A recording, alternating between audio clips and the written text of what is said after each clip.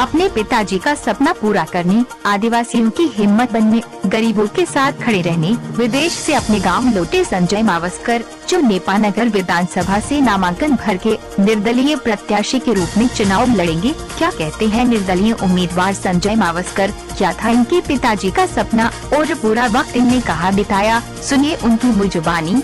बुरहानपुर से मनोज गवांदे की रिपोर्ट में। नेपानगर विधानसभा के वासियों को मेरा प्यार भरा नमस्कार। मैं आपका अपना संजय मावस्कर एक निर्दलीय प्रत्याशी के रूप में अपना नामांकन भरने वाला हूं।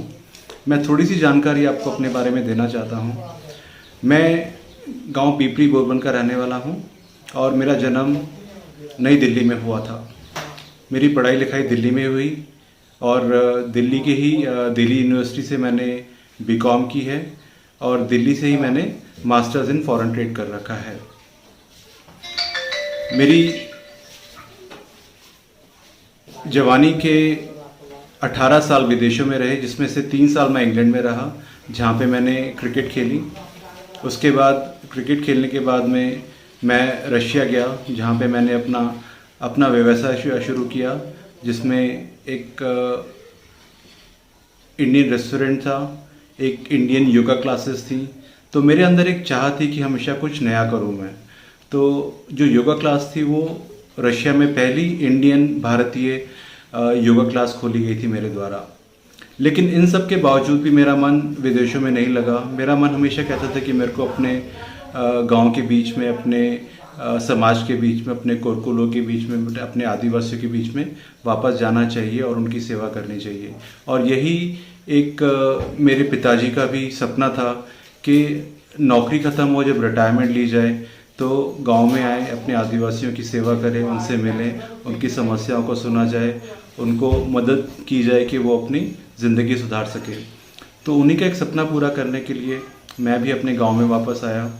और जब मैं गांव में वापस आया तो मैंने कोरकू समाज उत्थान संगठन में सदस्यता ली और उनके साथ मैंने गांव-गांव जाके, आदिवासियों के बीच में जाके मैंने अभियान चालू किया उनकी समस्याओं को लेके। और हमारे संगठन के अध्यक्ष रामभाव पालवी जी, अमर काजले, मैं, हम सब मिलके गांव जाते थे जिनमें उनकी समस्या सुनी जाती थी। तो सबसे बड़ी समस्या अपने आदिवासी में जो मैंने देखी और पाई गई वो थी कि उनके पास आज 74 साल आज़ादी के बाद भी उन्हें ना राशन कूपन मिल पाया, ना राशन मिल पाया, ना उनके पास पेंशन की सुविधा थी जो कि सरकारी योजनाएं हैं। लेकिन इन सबसे बड़ी समस्या जो आज हमारा समाज, आज हमारे आदिवासी के सामने खड़ा है वो है जाति प्रमाण पत्र का। क्योंकि आज बहुत से ऐसे गांव हैं, बहुत से ऐसे समाज हैं, आदिवासी समाज है, जिनके पास जाति प्रमाण पत्र है ही नहीं। अब जाति प्रमाण पत्र ना होने की दिक्कत क्या है, क्यों नहीं बन पा रहा है? क्योंकि आदिवासी देखो इतना पढ़े लिखे लोग नहीं होते हैं, भोले वाले लोग होते हैं। उन्होंने कभी इस बात पे ध्यान दिया नहीं और ना ही किसी ने इस बात का उनके साथ जिक्र किया कि आपके पास जाति प्रमाण पत्र होना बहुत ज़रूरी है। तो अब समस्या क्या आ रही है कि किसी के पिताजी का जाति प्रमाण पत्र नहीं है तो ना उनके दादा का प्रमाण पत्र है। तो वो एक कड़ी टूट चुकी है जाति प्रमाण पत्र की, जिसको सत्यापित करना एक समस्या खड़ी हो चुकी है। तो इन सब समस्याओं को लेके मैं निरंतर लड़ रहा हूँ, भिड़ रहा हूँ। ये तो एक सामाजिक बात हो गई। अब मैं थोड़ी चर्चा आपके साथ राजनीतिक भी करना चाहता हूँ। जब मैं दिल्ली से वापस आया तो राजनीति एक हमारी ज़िंदगी का अहम पहलू होता है। तो मैंने एक पार्टी में यहाँ पे सदस्यता ली, उस पार्टी को ज्वाइन किया। तो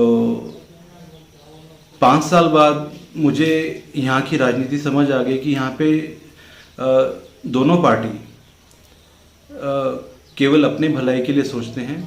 आदिवासी, गरीब, किसान के लिए उनकी कोई सोच नहीं है। तो इसी सब को नज़र में रखते हुए मैंने एक निर्णय लिया कि मैं कम से कम एक आवाज़ उठाऊंगा गरीबों के लिए, आदिवासियों के लिए, किसानों के लिए, कि भाई आपके पास एक तीसरा पक्ष होना चाहिए। तो इसलिए मैंने एक संकल्प लिया है, एक मिशन चालू किया है कि सब गाँव जाके सबको जोड़ूंगा, सबको इकट्ठा करूंगा, एक नया संगठन बनाऊंगा जो तीसरा पक्ष राजनीतिक संगठन होगा। और हम इस संगठन को फैलाने में गांव-गांव जा रहे हैं, सबसे मिल रहे हैं, युवा लोग हमसे जुड़ रहे हैं, क्योंकि युवाओं की सबसे बड़ी समस्या आज नेपानगर विधानसभा क्षेत्र में है बेरोजगारी की।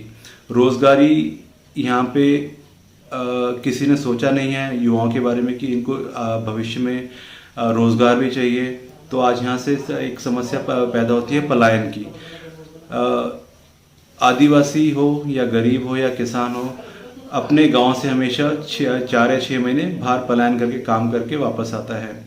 दूसरी सबसे बड़ी समस्या यहाँ पे है कि यहाँ पे कोई बड़ा कॉलेज नहीं है, कोई बड़ी फैकल्टी नहीं है जिसके माध्यम से जो युवा अपने स्कूल छोड़ के बाहर निकलते हैं उनकी पढ़ाई आगे चल सके।